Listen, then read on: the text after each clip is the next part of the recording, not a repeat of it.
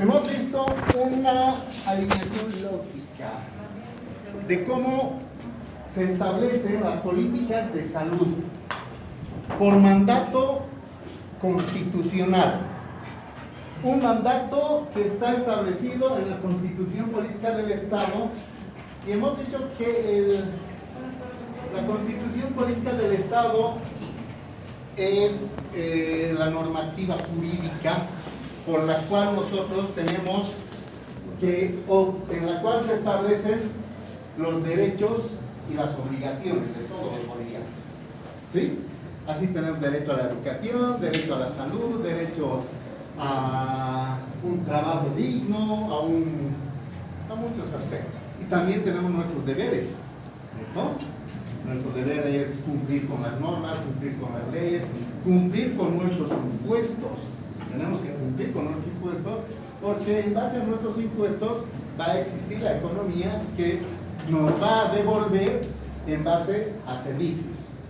Nosotros aportamos y el Estado nos devuelve con servicios. Servicios de salud, de educación, de caminos, de todo aquello. Ahora falta saber cómo nos devuelve, si está bien o está mal, ¿no? Entonces eso vamos a llamar así. 10 milloncitos. Dentro de esa estructura hemos visto que de la Constitución Política, un repasito haremos rápido. De la Constitución Política del Estado plurinacional, ya hemos dicho por qué plurinacional, pues son 36 nacionalidades las que están reconocidas en Bolivia, por eso es plurinacional, ¿no? Constitución Política del Estado, donde se establecen todas las normas jurídicas para el convivir armónicamente en un territorio, con nuestros deberes y con nuestros derechos y nuestros deberes y obligaciones.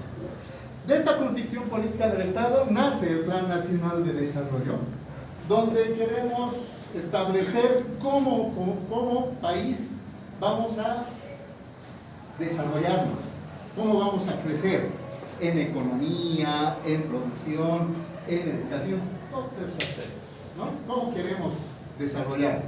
Y para llegar a esto van a haber planes nacionales de desarrollo sectoriales. Cada sector va a generar sus planes, sus modelos, el mejor que crean que es el adecuado para esta realidad, para este tiempo, para este territorio, para esta población, en el que vamos a darles el confort, vamos a satisfacer sus demandas básicas, ¿no?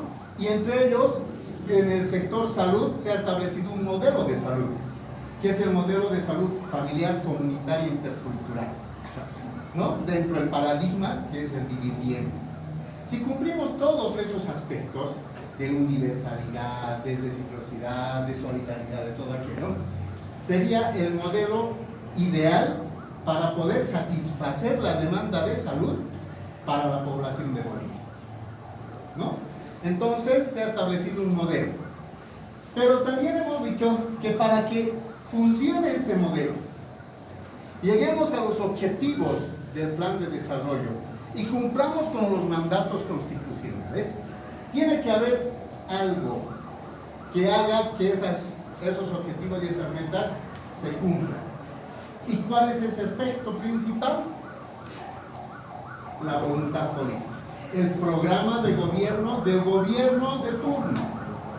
Ellos van a definir las prioridades y ellos van a definir cuánto de presupuesto vamos a dar a diferentes sectores, cuánto de presupuesto para salud, cuánto de presupuesto para educación, cuánto de presupuesto para las Fuerzas Armadas, ¿no? Entonces van a priorizar ellos y decir cuántos reparten. Porque si nosotros hacemos un análisis de cuántos se reparten en Bolivia, ¿no? Suponiendo, un ejemplo, salud, de todo la plata que maneja Bolivia en un año, de todo el dinero que gasta el Estado en diferentes sectores, ¿no? Para salud hace 2 años hubo un serio problema. Y más, 2 años, 3 años, cuando el sector salud hizo una huelga de casi 50 días, pidiendo más presupuesto. Y la consigna era 10% para salud. O sea, de toda la plata que manejaba Bolivia por un año, salud estaba pidiendo que se le asigne el 10% para que el sistema de salud funcione. Y funcione al límite inferior de lo que nosotros quisiéramos. Pero el gobierno en ese entonces dice, ¿y por qué están reclamando? Si hay plata.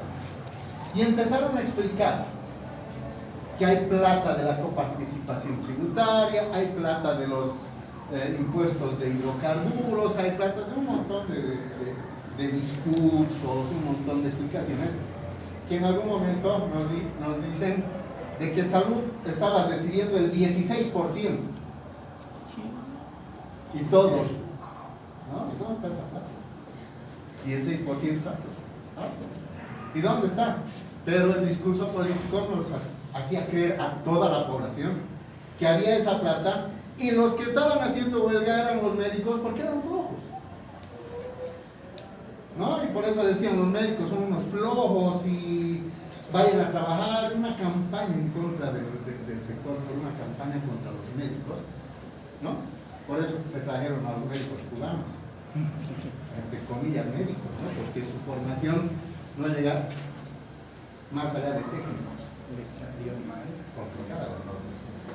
Entonces, pasa un tiempo, llega el otro gobierno, este último gobierno, le ponen a un ministro de Economía y da una noticia cuando distribuyen cuánto iba a ser el presupuesto para cada sector, y el ministro sale y dice, señores, históricamente hemos aumentado el presupuesto para el sector salud y hemos aumentado considerablemente más que los otros sectores, y hoy el sector salud va a gozar de un presupuesto del 6.3%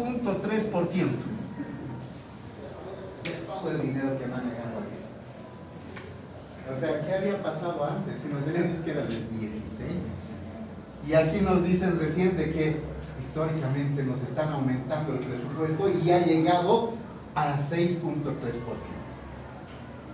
O sea, imagínense antes con qué se manejaba, cuánto era el porcentaje, si aquí nos han aumentado.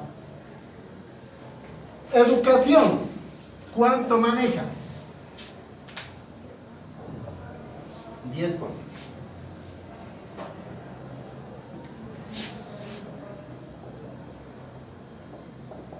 Fuerzas Armadas, ¿cuánto maneja?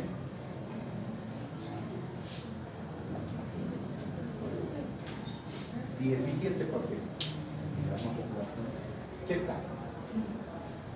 Por eso es que nosotros estamos tranquilos con este presupuesto, porque imagínense unas Fuerzas Armadas completamente potenciadas, ¿no?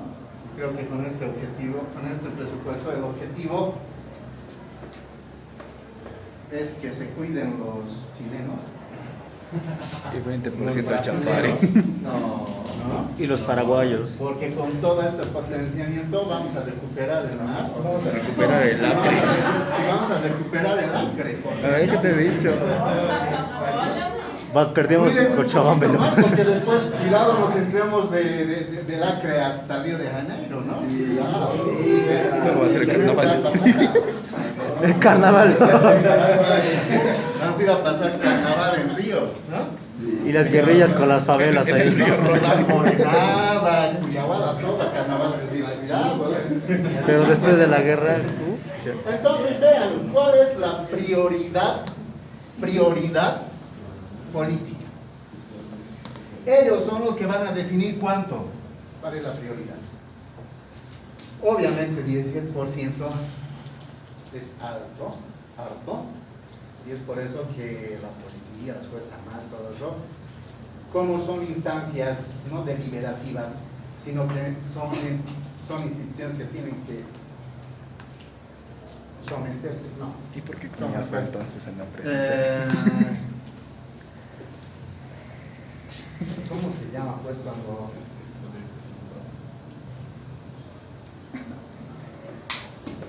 No me acuerdo, siempre nos hacían gritar en el colegio. Subordinadas, subordinación y constancia. ¿Qué significa subordinación? Estar al mando de alguien. Y las Fuerzas Armadas van a estar al mando del poder político. ¿Sí? Del poder. Van a estar al mando del capitán general, que es el presidente. Y el presidente es una persona política. ¿No? Entonces ese es el asunto. La voluntad política va a hacer de que esto funcione y estos estén subordinados a la voluntad de todos. Por eso es que cuando hay represiones y todo, dependiendo del gobierno, reprimen a quien quiere. A los que están en contra de ellos, obviamente. ¿Cierto? Entonces vean cómo funciona la repartición de presupuestos por la voluntad política. Bien, sigamos. Entonces, de ellos va a depender de que funcione y se cumplan los objetivos de un plan del sector y cumplamos el plan nacional. Pero este modelo de salud que hemos visto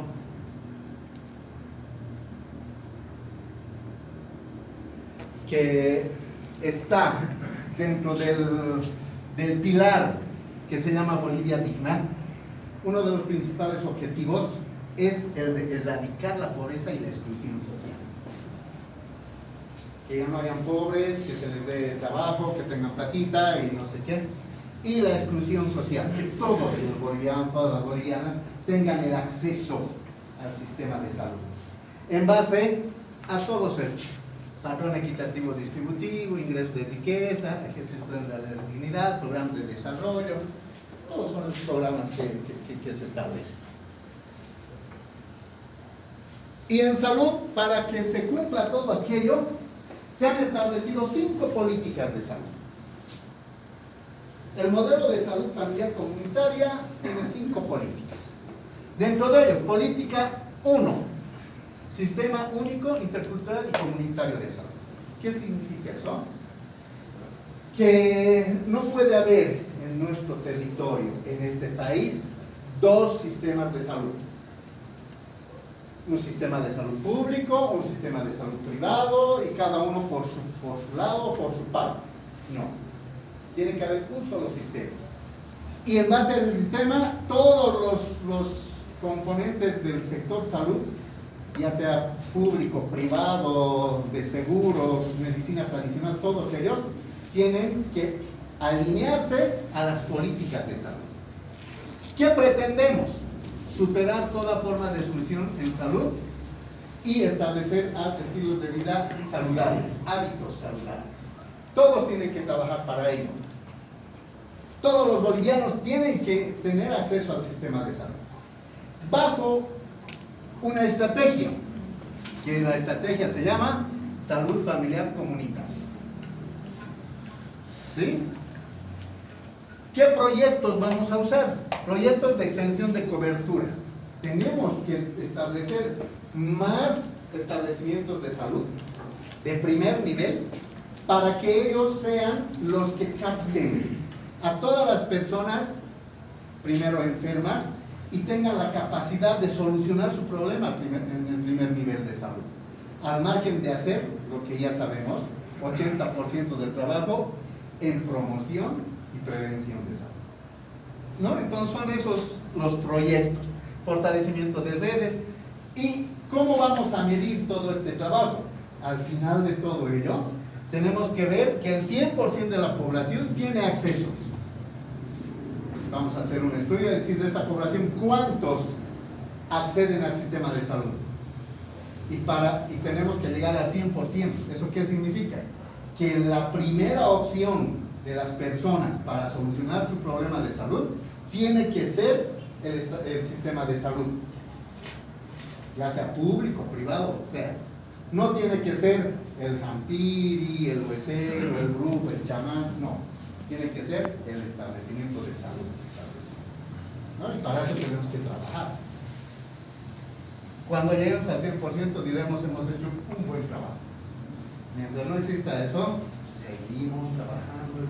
Y no llegamos ahora a este 100%. ¿Por qué? Porque la población no nos tiene confianza. Estamos mal, va a ir al hospital, no, me van a tratar mal, no, es caro, no hay ficha, no, llévame nomás donde el huesero, llévame donde el Jantiri, llévame donde el médico tradicional. No hay todavía la confianza. Entonces, primera política de salud, sistema único. Todos tienen que ir alineados a ellos y llegar al 100% de cobertura. Política 2. Soberanía y rectoría del sistema. ¿Qué significa?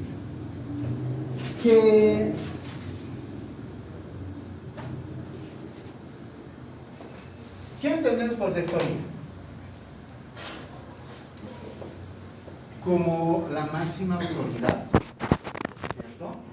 ¿Quién va a dictar los lineamientos, las políticas, las normas para que se cumplan? Todo un sistema. Igual que en la universidad, ¿quién es la máxima autoridad de la universidad? El rector, ¿no? Y el rector es la máxima autoridad, representante de toda esta institución, y además que por él pasa toda la normativa de la universidad. Él autoriza que se cumplan programas, proyectos, todo.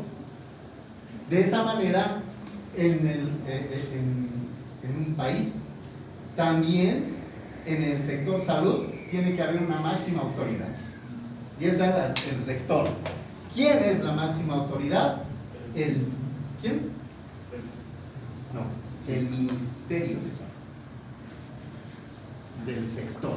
El ministro de Salud es la máxima autoridad del sector salud, ¿no? Y él es el que autoriza que se cumplan estas políticas. Ellos autorizan que se cumplan esta estrategia, esos planes y estos proyectos. ¿Sí? ¿Qué dice? Conducción, regulación y fiscalización, modulación del financiamiento. ¿Eso qué significa? Que nosotros, para recuperar nuestra soberanía electoral, nosotros como bolivianos, vamos a definir cómo vamos a gastar nuestra plata en salud. Por eso se dice la conducción y regulación. Vamos a ver en qué vamos a gastar. Después vamos a ver ahí la prioridad y hay proyectos que vienen ya desde hace casi 5 o 6 años. Vamos a hacer hospitales de cuarto nivel, y hasta ahora no hemos encontrado ni uno, ¿no? Se han hecho actos con tanta gente, con tanta chicha que han votado ahí para dar la primera piedra fundamental para que se construya, y nada. Se han bailado, han tomado, se han envolvido, todo, pero hasta ahora no hay el centro, ¿no? Más de 4 o 5 años. Complicado. Entonces, tenemos también que hacer la fiscalización. ¿Qué está pasando con la plata de salud? ¿Dónde está yendo? Tantos problemas de corrupción. Con la pandemia, los respiradores. Terrible escándalo. Millones de bolivianos. Después, ambulancias. 41 ambulancias que nunca llegaron, no sé cómo.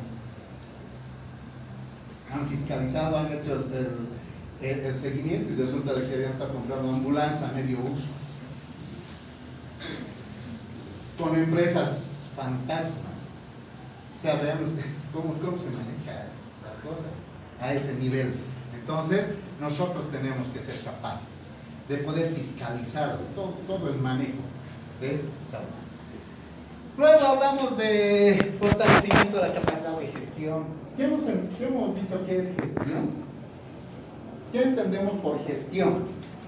Porque ahí hablan todos de vamos a hacer gestión, los alcaldes dicen yo quiero hacer gestión en salud. Vamos a hacer gestiones para mejorar la calidad de atención, para mejorar la calidad de salud. ¿Qué entendemos por gestión? Buscar recursos. Exacto, eso es. Es igual que nosotros los días viernes, ¿no ves? Los días viernes salimos después de clases. ¿Qué más vamos a ir a tomar una cervecita? No, no tengo nada. Vos tampoco. Pero usted me voy a gestionar. ¿No? ¿Dónde está yendo? ¿Qué va a gestionar? Recursos, ¿no? Cuando hablamos de gestión, vamos a buscar recursos. Recursos para facilitar el trabajo y llegar al objetivo. Recursos económicos, recursos humanos, recursos materiales, insumos, medicamentos, equipamiento, todo aquello que facilite el trabajo para dar atención de calidad. Todo aquello que podamos nosotros recabar se llaman recursos. Y los trámites que hacemos para tener aquello se llama gestión. ¿Sí? Entonces vamos gestionando. Por eso dice, fortalecer la capacidad de gestión. ¿Y cómo vamos a fortalecer la capacidad de gestión? Capacitación del personal. Porque el personal tiene que saber cómo va el proceso de gestión de algo. ¿No? Porque las personas tienen que saber los pasos para poder solicitar recursos. Si no sabemos, no vamos a hacer, se va a trancar ahí los procesos y no vamos a tener recursos y no se va a gestionar. Y van a decir, mala gestión, no ha conseguido los recursos, no ha conseguido, mala gestión. ¿No? Y ahí los evalúan a todos, al alcalde, al ministro, a todos ellos. Bien. Entonces, la meta va a ser recuperar la soberanía y la rectoría del sistema, liderizando la intersectorialidad. ¿Qué significa eso? Que nosotros vamos a establecer políticas, vamos a decidir cómo gastar nuestro dinero sin que nadie de afuera, ¿sí? Ninguna institución internacional, ninguna organización transnacional nos diga qué tenemos que hacer en salud. Nosotros nos vamos a organizar, vamos a gastar de acuerdo a nuestras necesidades, ¿no? Nosotros. Por eso es rectoría y soberanía. Política 3. Movilización social. Y esta es una política que va acorde a lo que hemos visto a un principio en la Constitución Política del Estado. Que hemos dicho, ¿dónde está? Artículo 40. Participación de la población en toma de decisiones y gestión del sistema, ¿no? Gestión. Tenemos que tener a la población a nuestro lado para realizar todos los trámites, para gestionar, para adquirir todos los recursos, para facilitar el trabajo del personal de salud y dar una buena atención con calidad, ¿no? Entonces eso va de acuerdo a este artículo que nos dice movilización social. ¿Cuál es la estrategia? ¿Para qué? Orientada a lograr la participación comunitaria. ¿Cómo va a ser la estrategia? Organizarnos a la comunidad. Los vamos a organizar, les vamos a capacitar y vamos a hacer gestión. Otra vez, ¿no? La palabra gestión. Vamos a buscar los recursos. Pero los vamos a hacer movilizar a ellos más, ya no solamente nosotros, sino que toda la población. Necesitamos esto para que tengamos mejores condiciones de salud y todo aquello. Vamos a promover la movilización de la ciudadanía y todo aquello. Política 4, determinantes de la salud. ¿Qué entendemos por determinantes de la salud? Y esto ustedes van a llevar y van a escuchar todo el momento, todo el tiempo. Las determinantes de la salud, ¿qué son? Las determinantes de la salud.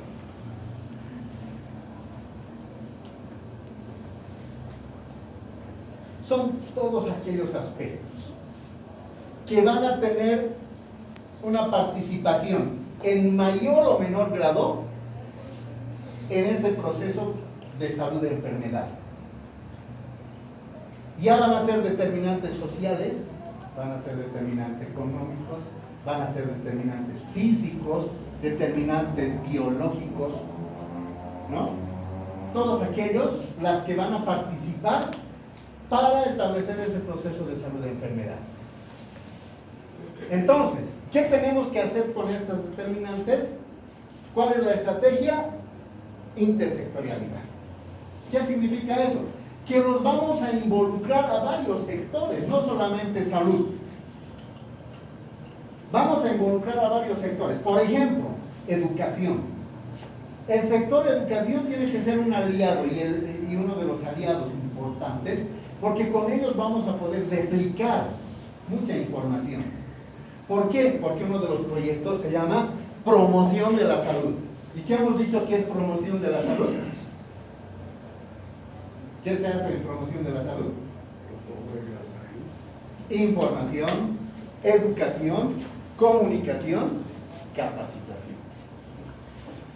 Entonces, como aliados, los voy a tener a los del sector educación, por ejemplo. ¿Cómo puedo replicar una información a la población sin yo tener contacto con la población?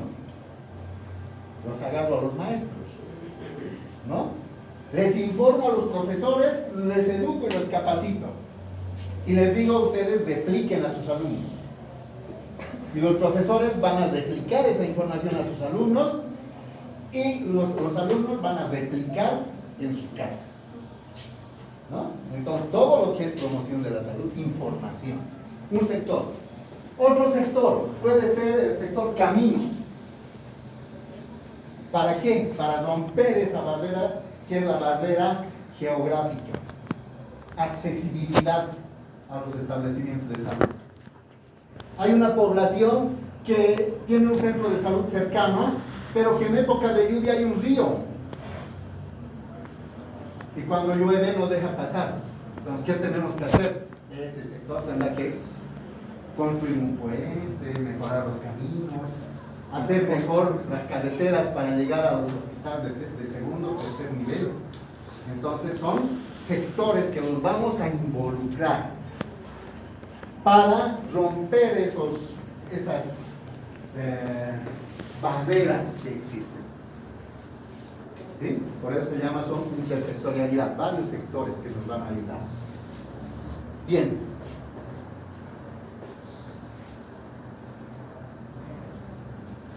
Y política 5, que es solidaridad. El objetivo del sector salud, eliminar la exclusión social, que todos los bolivianos, todas las bolivianas tengan acceso al sistema de salud, sin discriminación de raza, sexo, edad, de nada. ¿Sí? Y tengan la atención igualitaria, sea quien sea o que tenga la condición que tenga. Y para eso también se hacen alianzas nacionales para eliminar y erradicar la desnutrición en base a una estrategia que se llama solidaridad. Y esta solidaridad va básicamente a dar apoyo a todos los grupos vulnerables, a los grupos más vulnerables. Y entre esos hay un proyecto que se llama Desnutrición Cero. Queremos apoyar, dar a esos grupos vulnerables apoyo con suplementos alimenticios, micronutrientes. ¿Y quiénes son esos grupos? Niños menores de 5 años.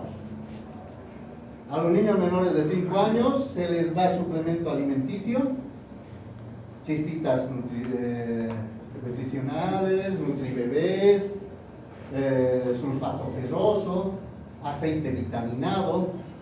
A las mujeres embarazadas, sulfato ferroso, ácido fólico, ¿no? Es más, se les ha ido dando un incentivo, que es el bono Juana Zurduy, donde dicen todas las mujeres que se embaracen y se hagan sus controles mínimo, 4 controles prenatales en el sistema de salud, les vamos a dar platita y les vamos a dar alimentos. Además, les vamos a seguir dando platita y alimentos si es que se hacen atender el parto en el establecimiento de salud. Y es más, les vamos a seguir dando platita y alimentos si es que sus niños empiezan a tener sus controles postnatales, ¿no? Entonces van dando incentivos. ¿Para qué? Para poder aumentar la cobertura de parto institucional y de esa manera disminuir la mortalidad materna. Entonces son ese tipo de proyectos que van utilizando. Reducción de la violencia. Ahora se ha hecho mucho más énfasis en esto porque si ustedes escuchan las noticias todos los días, feminicidios, infanticidios, violaciones en manada, una vergüenza, ¿no? Ha habido un problema en Santa Cruz, que ha habido una violación grupal a una mujer y los han denominado el caso manada. Una vergüenza, ¿no? El caso manada. Y este último ha ocurrido y están 5 años presos por una violación a una chiquita de 13 años. Fea la situación en nuestro país, ¿no? Violaciones, infanticidios, acción, todo. Y reducción de la violencia, porque nosotros tenemos que tomar parte activa, porque nosotros vamos a atender a estos pacientes. Van a venir niños, van a venir mujeres que nos van a referir lesiones. Y gran parte de ellos vienen con antecedentes que no son reales, ¿no? ¿Qué ha pasado? Sí, me he caído. ¿Qué ha pasado? He tenido un accidente. Los niños, ¿qué ha pasado? Ah, el juguetón se ha caído y no sé qué. Pero nosotros vamos a tener que identificar. Y nosotros tenemos que involucrarnos en esto para establecer si ha sido agresión o ha sido víctima de violencia, tal vez intrafamiliar. Y si nosotros vemos todo aquello, diagnosticamos y no reportamos o no denunciamos, nos vamos a convertir en ¿qué? Cómplices. ¿No? Claro, ustedes van a aprender y van a entender muy bien cuando haya síndrome del niño sacudido, por ejemplo, ¿no? Problemas nerviosos, problemas de complicidad y de muchas cosas. Ustedes van a detectar. Y ahí se va a establecer si son víctimas o no de la violencia. Y hay que denunciar, ¿no? Si no nos vamos a volver cómplices y van a seguir apareciendo todo esto como que se ha hecho un escándalo y una total vergüenza cuando los feminicidas que tenían condena de 30 años sin derecho a indulto, gran parte de ellos habían estado libres. ¿Y por culpa de qué? De un certificado médico. ¿Y quién firmaba ese certificado médico? Un profesional médico que decía, tiene diabetes, entonces no puede estar en la cárcel. Y por diabetes los otros estaban fuera, los feminicidas, y volviendo a hacer las mismas cosas. Lo peor, ¿no? Entonces, ¿cómo dañamos nuestra profesión? ¿Cómo hacemos quedar mal a todos los que nos esforzamos para cumplir las normas, para tratar de evitar riesgos, para tratar de ganarnos la confianza de la población con esas acciones de los profesionales? Una consulta. Según yo y los hospitales, ¿de qué sirve la denuncia si la misma persona que sufre la violencia se niega? Y es como que todo depende del paciente, si decide hablar o no. Si ya la paciente no quiere, nosotros, ¿qué hacemos? ¿Qué podemos hacer? Yo estoy cumpliendo mi función. Yo he visto, es un niño con el síndrome no sé, pues, víctima de violación, lo llamo a la policía, la denuncia y ¡pum! Y ahí habrá sus problemas de concentración y de todo eso y verán, pero yo he cumplido. Y peor sería que yo no diga nada y después de un tiempo el paciente muera. Ya me refiero a las mujeres. Igual. Sí, desde las mujeres como Y después se mueran y digan, pero el doctor sabía. ¿Por qué no ha denunciado? ¿Por qué no ha hecho la alerta? ¿No? Ante eso, preferible cumplir nomás con el resto va a ser problema de ellos. Lo único que nosotros en los hospitales también que hacemos, para realizar cualquier acción médica, necesitamos el consentimiento informado. Firma. ¿Cierto? Señores, le vamos a poner un catéter. Firme. Le vamos a realizar una acción quirúrgica, que todo conlleva riesgo. Para autorizar, tiene que autorizarnos, consentimiento informado, firme. Porque después si yo hago sin el consentimiento informado y por esa acción se muere el paciente, me van a decir, usted lo ha matado. Y te van a acusar por homicidio doloso. Homicidio, ¿no? Peligro. Entonces, hay protocolos, hay normas que hay que seguir. Y eso ya está escrito. Está establecido, no hay dónde inventarse, no es porque por buena gente voy a hacer, no, está establecido y la ley te obliga y la ley también te respalda. Todos esos aspectos tenemos que saber. Ustedes tienen que saber en el lugar, en el nivel donde estén trabajando. Existen responsabilidades con esto, ¿no?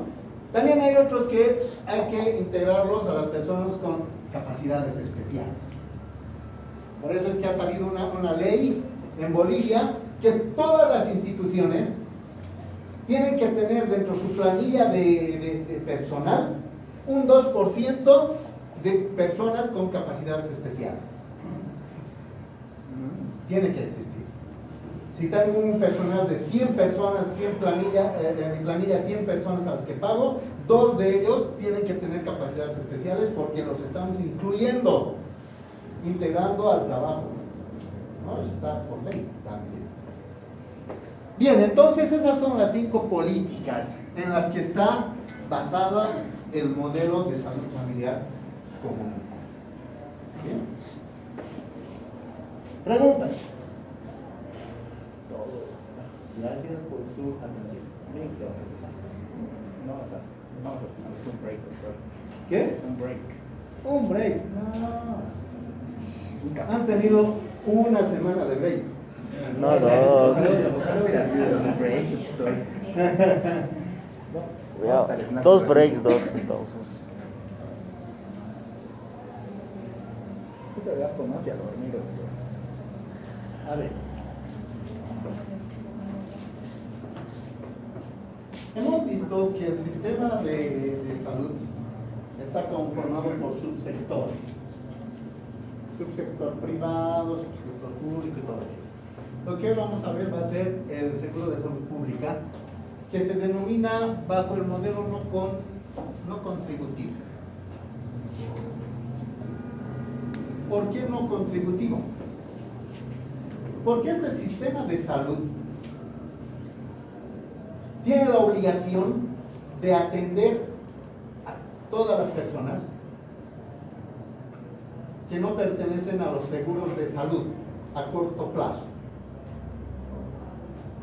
Tiene que atender a personas que no están aseguradas, tiene que atender a personas que no tienen un trabajo formal, tiene que atender a personas que son personas con, no sé, pues son comerciantes, son de actividades que existen donde trabajo, y personas que no tributen también, ¿no? Por eso se llama no contributivo. Y este es todo el sistema público de salud.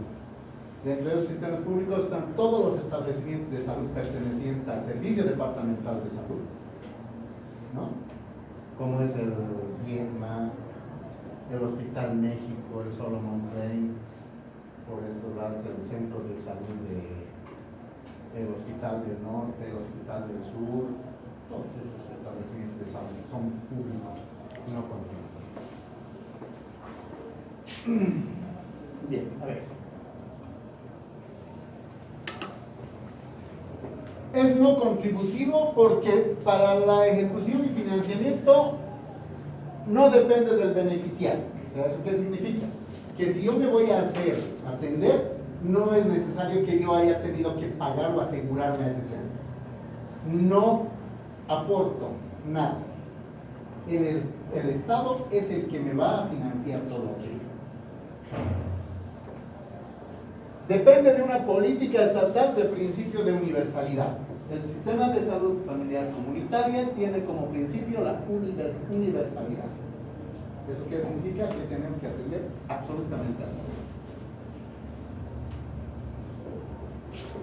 Dirigido a personas que no gozan del beneficio de la seguridad social a corto plazo.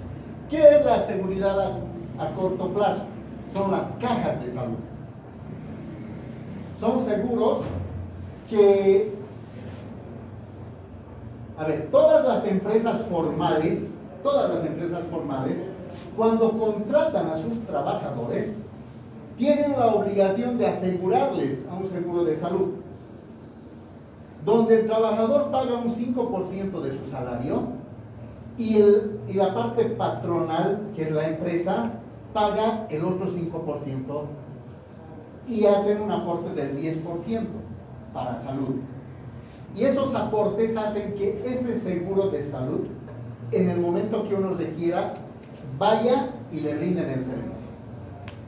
Y en Bolivia existen 8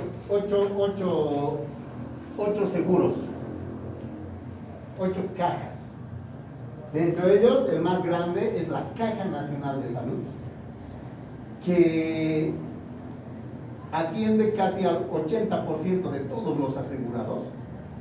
Caja Nacional de Salud. Después está la Caja Petrolera. Después está la Caja Cordes, Caja de la Banca Privada, Caja de la Banca Estatal. Está Caja de Caminos. Está el Seguro Universitario. Y está COSMIL, Caja de los militares, ¿no? Entonces, todos ellos tienen sus cajas y brindan sus servicios a las personas que aportan a ese seguro, ¿no? En cambio, el seguro no contributivo va a atender al resto de toda la gente que no esté asegurada en ninguna de las cajas. Bien.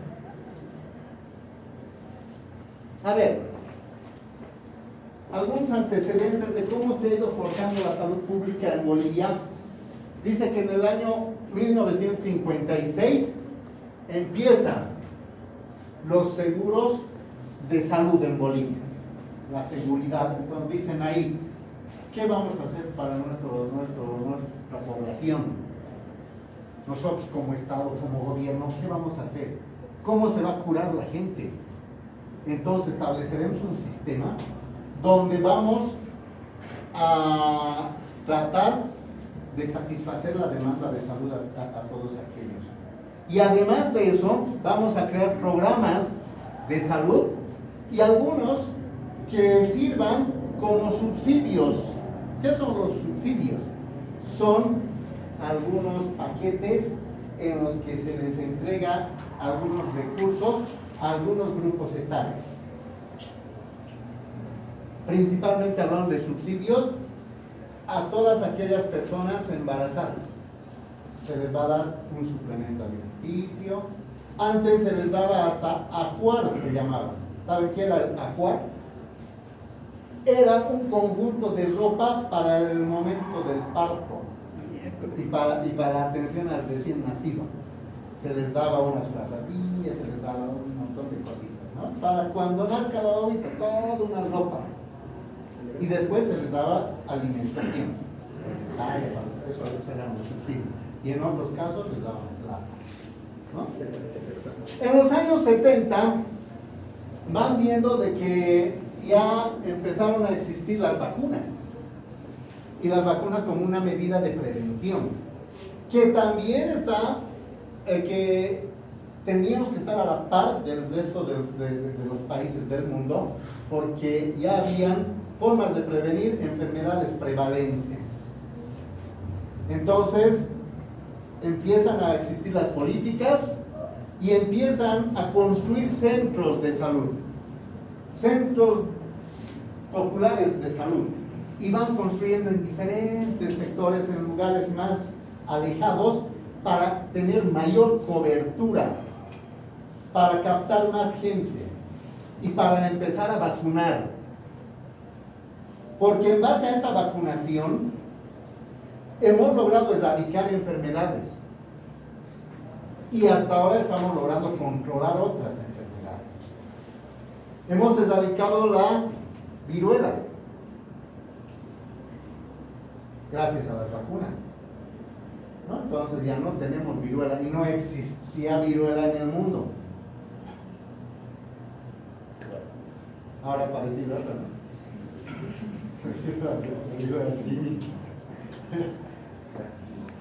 Y todas las personas que han nacido antes del año 1980 todavía han gozado con la vacuna de la viruela, porque a partir del año 1980 se ha descontinuado la vacunación contra la viruela, porque han dicho ya no hay más en el planeta, ya no más, y ya no se fabrica más la vacuna de la viruela. Entonces hasta el 80, antes del 80 se vacunó lo último y punto. Ahora dice que los que se han hecho vacunar antes del 80, han nacido antes del 80 y han recibido la vacuna, estarían protegidos contra la viruela cínica. Está bien. Entonces, hay otras enfermedades que hemos erradicado. En Bolivia, por ejemplo, el sarampión. En el año 1995, en los años 90, el Ministerio de Salud